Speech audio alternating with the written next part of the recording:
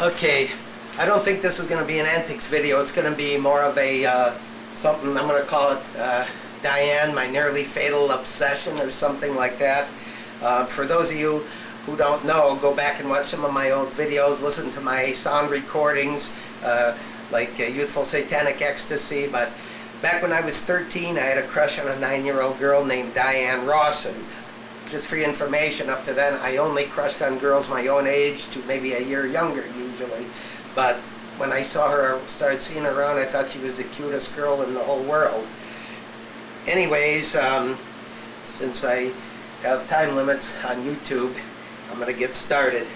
Anyway, in the 7th grade, in social studies, there was this kid named Jerry Keener, who was always kicking Allison, this girl Allison Mayville, and doing stuff to get her attention. He didn't kick her hard, he'd just give her a little reach over with his foot and give her a little bump on the ass, and she'd say, "Keener, would you cut it out?" And I asked him, "Oh, why do you kick Allison?" He said, "Because Allison's the one to kick." So I thought to myself, okay, well, Diann Rawson is the one to prank on the phone and make hang-up calls to.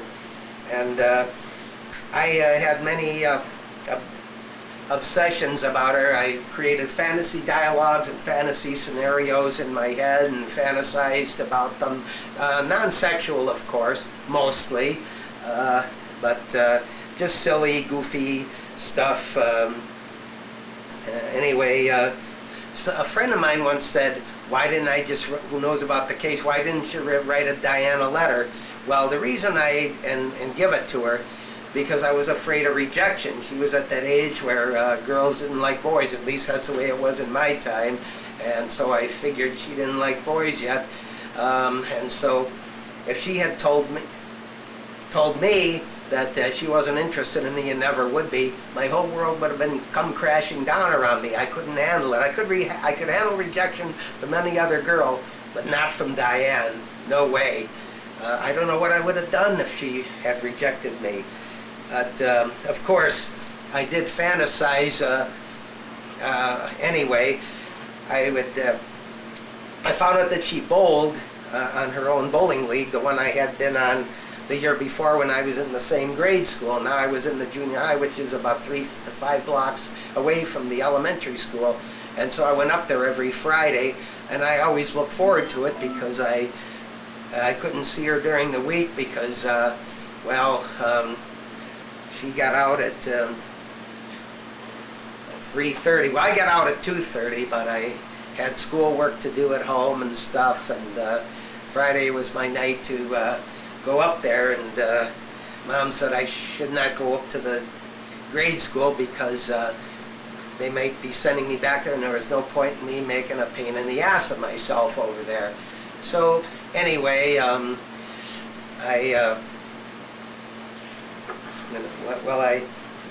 what was I gonna say? I went up every Friday to just admire her from a distance in the bowling alley. I didn't approach her and say anything. She said nothing to me. But the week before I started going up there every Friday, she was in the supermarket with her mom, and as she went out the door, I said, "Hey, kid! Kid! Hey, kid!" And both of them just ignored me. They did not turn around and look at me as I remember it.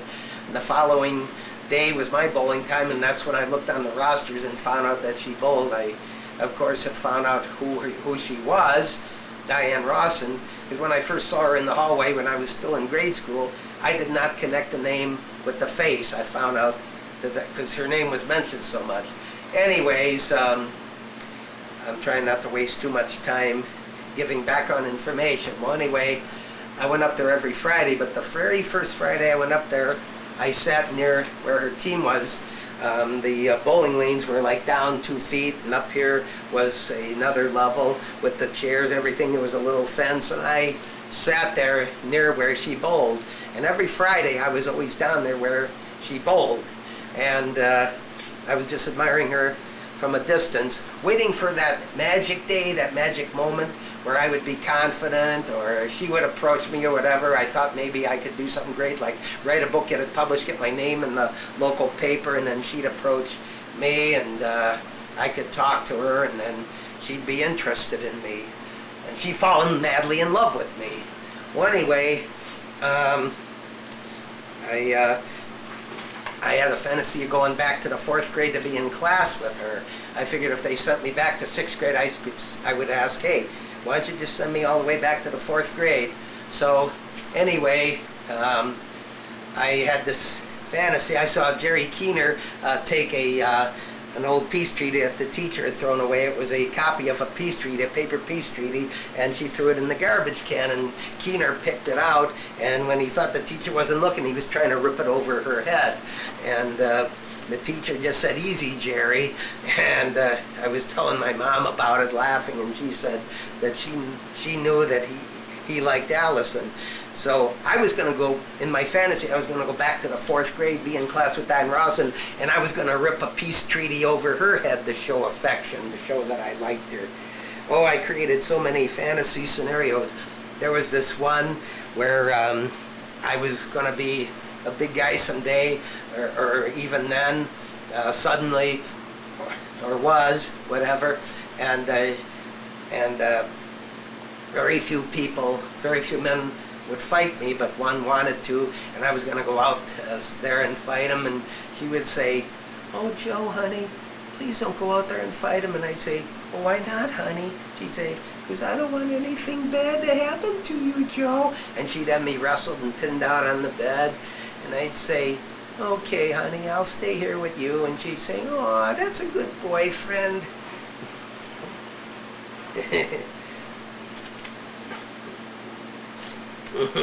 What else? Well, in my youth recording, Youthful Satanic Ecstasy, if you go and listen to it, it's on SoundCloud, now it's on YouTube as well, where I say, hello, this is Joe Aufricht, calling Mrs. Kunkel's room, calling Mrs. Kunkel's room, do you read me, Mrs. Kunkel's room? See, I had recently built a Heathkit AM crystal radio with my dad that I got for Christmas, and then later on I saw an ad in the paper for a two-way transmitter receiver, and I had this fantasy in my head, if I could build a transceiver, Diann would fall madly in love with me for that, because she figured I have a bright future, I'd be able to earn a good living and be a scientist or whatever, and so she figured she had a bright future and I'd give her a good life and all that.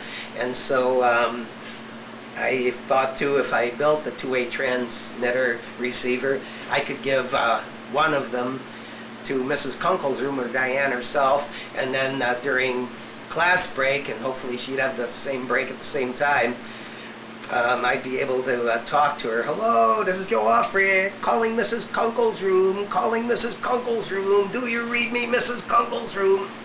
And I figured Diann would get on there. I figured I could communicate with her either during science class or recess or whatever. If she had it, I could talk to her during her lunch break, which was nearly the same as mine, I think, because the grade school, you went home from 11:30 to 1, or had the lunchroom at the school there if you lived too far away, and my lunch break was, if I remember right, was between 12:30 and 1 in the 7th grade, so I could talk to her on that two-way transmitter receiver that I built, and she'd be so proud of me. And then, oh yes, one day, when Diann was in the bowling alley on a Friday, she was with her friend. They were down on lane 1 by the wall, and there was these ridges in the wall, and she was like going like this on the ridges, pretending it was a harp.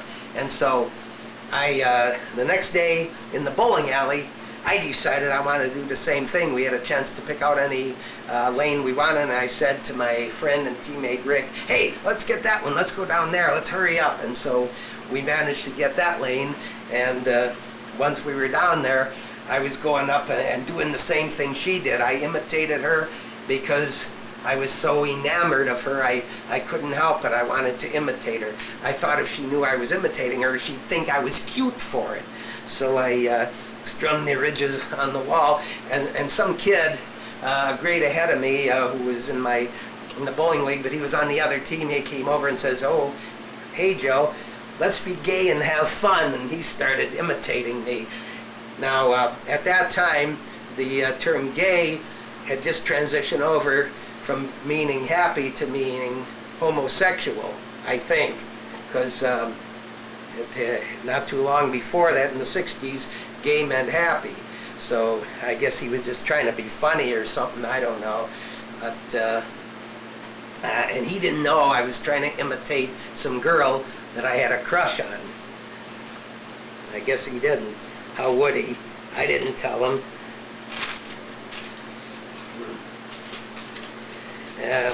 Then I had other...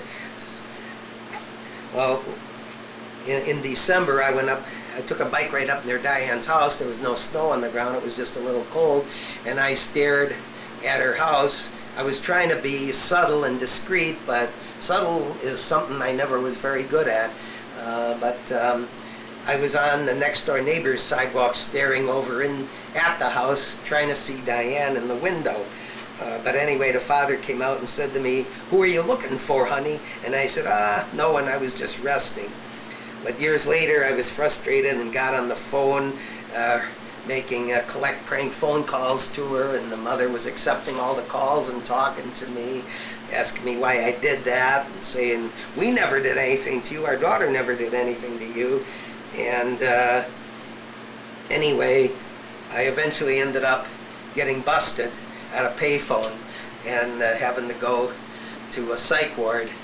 And in juvenile court, when I had my hearing, Mr. Rawson, when he got his chance to get up, and he said, "You tell this punk not to do something, he won't listen. He goes ahead and does it anyway. He thinks he can get away with it." And the judge told him, "Mr. Rawson, this is a courtroom. If you don't settle down, we're going to have to ask you and your wife to leave." And he said, "Well, don't you have any way of protecting your citizens from people like this punk? My wife's on pills because of this punk." And he finally got removed from the courtroom. But anyway, I was on the phone to Diann right before I got caught by the officer in charge of arresting juveniles from Fairview Park and Ohio, and I was on the phone with her, and I was just starting to tell her how I felt about her. I said, "You're cute," and she's like, "You think so?" And I went and made a loud kissing noise at her, and she said, "Did you blow a kiss at me, Joey?" And then there was the police officer, and I was busted. So anyway, when I'd leave the bowling alley, I would follow them up from Diann and her mom out of the bowling alley, because she picked her up every time, and maybe because she went to the payphone and called her mom and said, there was no cell phones in them days, and said, "That weird guy, that weird kid who says 'Hey kid' to me is down here in the bowling alley, sitting there where I bowl." I mean, neither Diann, her mom, they never said anything, and as long as nobody said anything and I said nothing to them, it was easier to carry on the fantasy and the belief that one day Diann would fall in love with me. Because none of them said anything to me. Mrs. Rawson just gave me funny looks. She did speak to me one time when some girl from Diann's class came up and talked to Mrs. Rawson, because she thought I lived on the same street, and Mrs. Rawson asked me where I lived, and I said, I lived on 217, and she told me they used to live on 219. Well, by that time they lived on West 228th Street in Fairview Park. Anyway, I'd follow them up out of the bowling alley from a safe distance behind. They'd never turned around and look and saw me, as far as I remember. But I would stand there and watch him drive off and fade into the distance. I think Mrs. Rawson might have seen me standing there at the door window looking out from the arcade into the parking lot and seen me maybe. But then, even though she wasn't old enough to like boys, it didn't stop me from fantasizing that she would be an exception, and after I got out of there, I would run home, and sometimes kids from my own grade or school would see me and say, "Run, Joey, run." They didn't know why I was running. I was running because I was, number one, I was making believe that Diann and I were running away together, and number two, I was all hyped up, excited, wound up, because I saw Diann again. Saw her from a distance, that is. When I got home, of course, I would eat dinner with Mom and Dad and eventually retreat up into my bedroom, put on the rock music on my radio or my tape recorder player, and in my little closet clubhouse, as I called it. I went in the closet, I had a light in there, and I would make believe that Diann and I lived in there, and we'd listen to music in there together. And anyway, it sucks that I can't tell everything about my obsession with Diann, even everything that I wrote.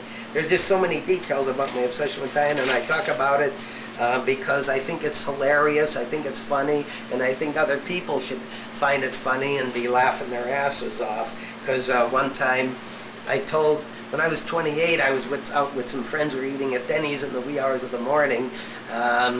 John, Steve, this girl Karen, and Gina, and I had those two girls laughing their asses off, telling them about my obsession with Diann Rawson. I gotta see how many minutes I've used. 15. But anyway, I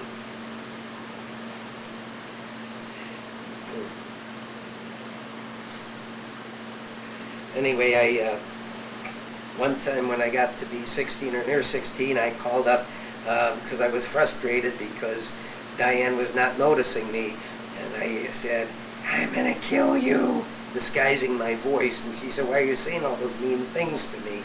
Now I want you to know, for the record, I never meant to turn mean on her. I always meant to be gentle and kind to her. I wanted her to love me. I wanted her to hold me. I wanted her to keep me warm at night. I wanted us to marry, and I wanted her to be the mother of my kids. But I was frustrated. It's a poor excuse, but it's the best one I got. And so, because when I was in the bowling alley one time, I was making loud noises, something like, and everybody was looking at me except her. She was sitting down there in the bowling alley benches, staring either straight ahead at the bowling alley or looking at the floor, not seeming to notice me. And that was frustrating to me, because I had the fantasy she would run up and say, "Ooh," with her arms stretched wide and say, "Ooh, you're so cute when you do that." Or, "Oh, Joe, you're so cute when you do that." Anyway,